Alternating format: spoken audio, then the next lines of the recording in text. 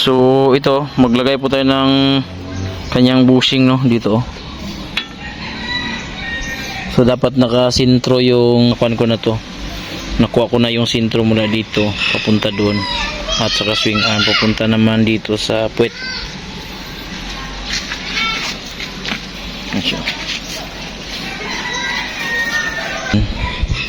At yun, oh, kinain na din. So masyadong malaki na yung clearance niya.